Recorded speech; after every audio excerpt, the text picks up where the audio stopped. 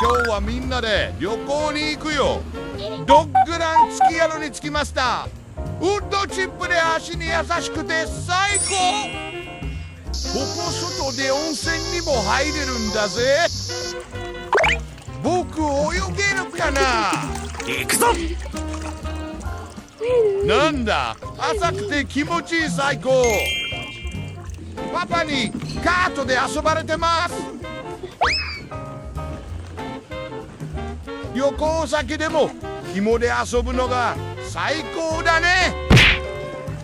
お部屋のベッドもふかふかでぐっすり寝れそう。もちろんママとパパの間でね。最高の旅行だった。また行こうね。